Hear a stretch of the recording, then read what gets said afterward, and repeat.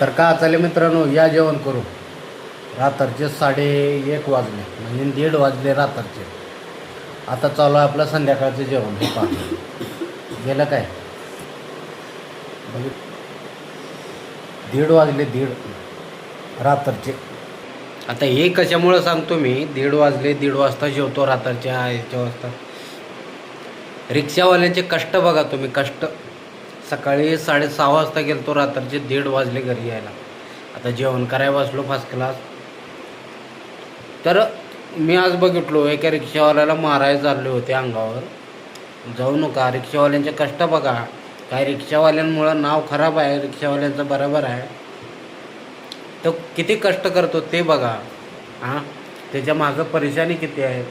त्याच्या घरी कोणतर वाट बघतो, प्रत्येकाच्या घरी वाट बघतो तसं काही नाही, पण त्याच्या मागचे कष्ट बघा किती आहेत. सकाळी किती वाजता जातो, रात्री किती वाजता घरी येतो. एक एक दोन दोन वडापाव खाऊन दिवस काढावं लागते. खरं सांगतो तुम्हाला, रिक्षावाल्यांना परेशान करू नका.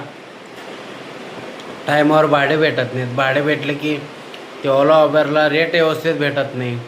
आता मला भूक तर एवढं लागले, बोलू का अगोदर जेवू असं झालं. पण बोलतो अगोदर. आज ते बसून बसून रिक्षा चालवतात, बसून बसून रिक्षामध्ये असं जेवण करायला हवं का, असं खुर्चीवर बसून जेवावं लागलं आहे. एवढं मांड्या पिंढऱ्या दुखतात माहिती आहे का. अहो 15-15 घंटे काम करायचं म्हणजे काय जोक नाही. आणि असं काही आगाव पोरं राहतात, आगाव माणसं करतात. असं चांगलं सुशिक्षित घरचं माणूस असं करू शकत नाही. आता एखादी चांगलं कस्टमर येऊन ऑटोमध्ये बसलं, एखाद्या वेळेस वाटानं जाताना जर उतरलं आणि ते म्हणलं बाया पाणी घ्यायचं मला, थांबा म्हणलं, त्याच्यासाठी एक बॉटल घेतो ना आपल्यासाठी एक बॉटल घेतो. नाश्त्यासाठी उतरला त्यांना एक का होणं प्लेट आपल्यासाठी आणून देतो. तर चांगले घरातले माणसांचे विचार वेगळे, त्यांचे कामं वेगळेच. तर युवा पिढीला माझं एवढं सांगणं आहे, कामावर लक्ष द्या, ह्या धंद्यामध्ये घुसू नका. हाय तुमच्यात एवढं दम तर व्हा ना, तुम्ही पोलीस व्हा, डॉक्टर व्हा, इंजिनियर व्हा. हां, आणि हे साले रिक्षावाले पण आरामखोरच आहेत.